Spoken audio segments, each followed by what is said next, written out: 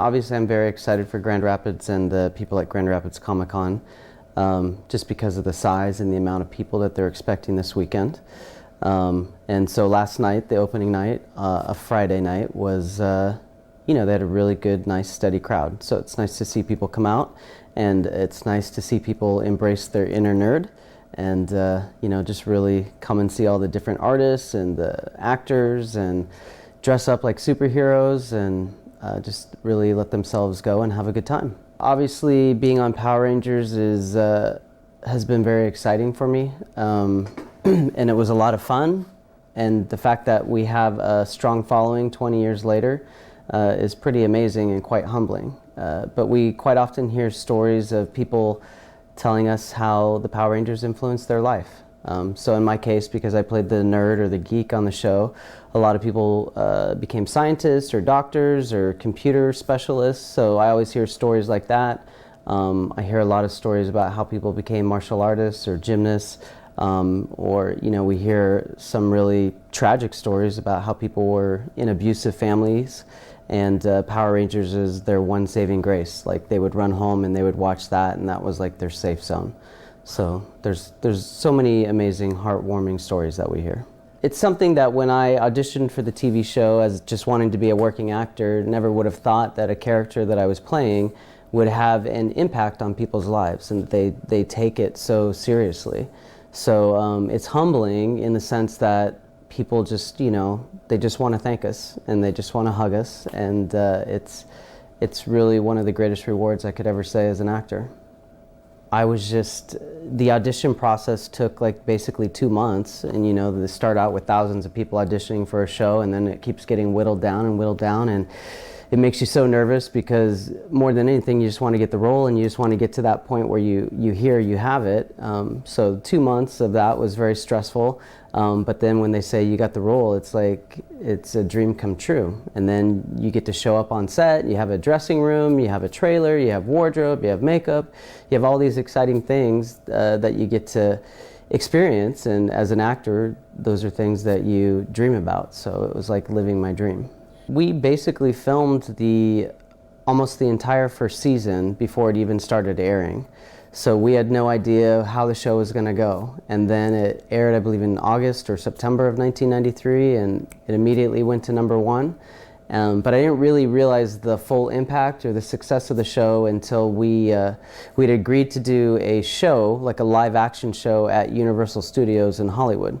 And we were just scheduled to do one show at a really small amphitheater, like it's not going to be a big deal. But what ended up happening was we ended up closing down the 101 freeway in Los Angeles because so many people were trying to bring their kids to Universal Studios to see us.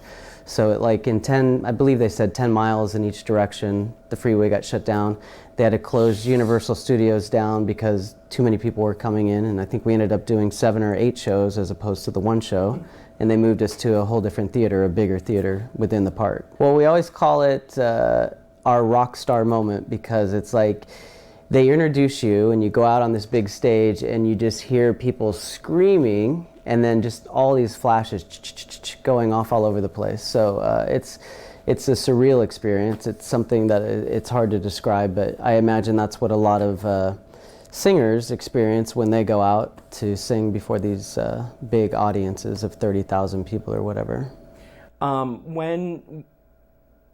When the show became, not just a hit, but a phenomenon. I mean, it was for a while like this was the thing for kids, and they wanted everything about it. What for you was kind of like the proudest moment during that time? I mean, there's so many. We got to do a lot of cool things, and I think one of the things that really sticks out with us is working with the Make-A-Wish Foundation, and just getting to meet kids that had terminal illnesses and don't really have a great shot at life, and one of their wishes would be to meet the Power Rangers, and so we would get to spend time with them and just watch the smile on their faces to see what a difference it makes. So those are the memories that stick more to my heart. Obviously, being a Power Ranger in general is fun. It was a physical show, so we got to do fights, we got to fight monsters, it was colorful, it was campy, so there's all those other things that stand out, but just really the impact that we had on people's lives is always the thing that I think most of us treasure the most. Do you remember the first time you ever saw the action figure that had your face on it in a store? Yes, of course. This is another surreal experience to have not just one, but numerous action figures made of yourself, made to look like you. So I guess when I saw it, it was like, oh, that's cool, but it's more interesting when you actually see kids playing with your action figure that you go, oh, that's interesting. So, there was a lot of cool ones. There's one that flips.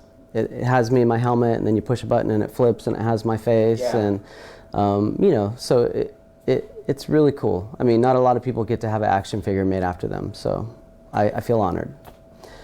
Well, Twee, she was just a very funny, very soft-spoken, beautiful girl. And so the thing that I remember about her the most is her laugh.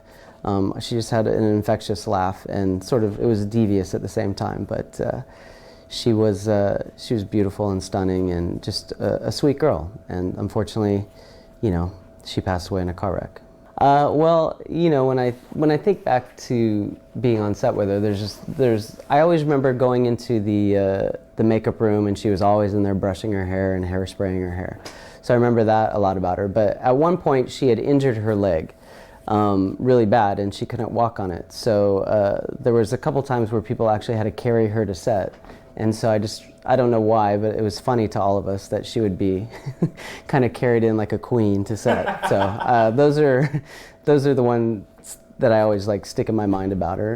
It was just funny to watch her being brought into set, being carried by a couple of production assistants. So yeah, I mean, she was a great girl. When you left Power Rangers, did you have a similar situation? Sure. I would go into casting offices with different casting directors, and they would just be like, well, you were a Power Ranger, kind of like belittling it, which is kind of frustrating because it was one of the most successful children's TV shows.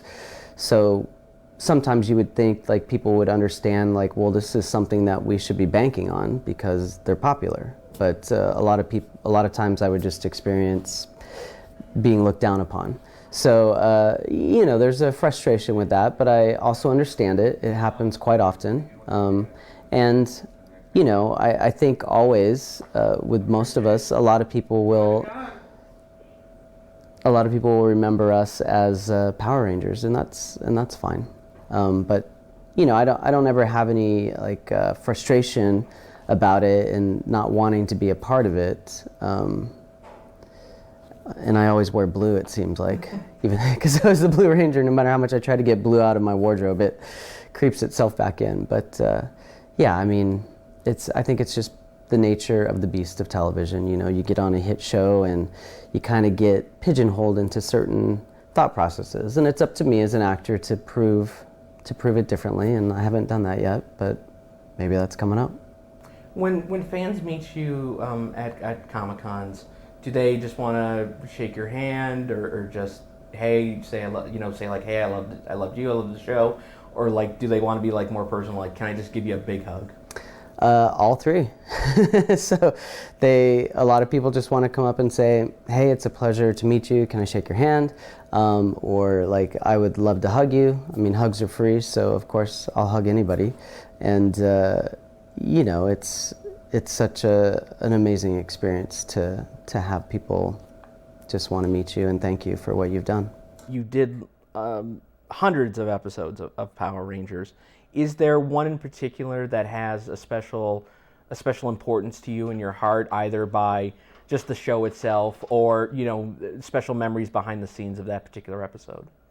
Well, I get asked that question a lot, it seems like, and it's hard because I did 200 episodes. So a lot of them have a lot of special meaning to me. I mean, there was a lot of fun ones in the first season that I got to film, like Amy Jo, the Pink Ranger, and we did one called Power Ranger Punks. So we kind of got out of our I got out of my nerdy self, and she got out of her Valley Girl self, and we were punks. And then there was another one that she and I did called Switching Places, where I became her and she became me, and that was fun to shoot. But you know, there's tons. There were so many fun moments. The Halloween episodes are always fun because you get to dress up differently, and I got to dress up as Einstein one time, and Sherlock Holmes another time. So there's a lot of great memories, and just, you know, every time I get to see clips of the show here and there, I'm like, oh wow, that was a good episode. That was a lot of fun. And my character had a lot of girlfriends, so that was always cool. I had a different girlfriend. Seemed like every 5 episodes or something. I think my favorite one is Woe Is Me, because of just the fact of Billy meeting someone, you know, who's very similar to him. And yet, when she's in danger, he doesn't hesitate to, you know, step forward and say, you know, I'll be there. I will protect her, and so forth. And I think it was just really cool to see that, you know, while Billy maybe, you know, he has a maybe sort of shy, quiet demeanor, he doesn't hesitate at all to, you know, to step up when needed to step up. Yeah, that was one of the great things about playing the character I got to play as an actor.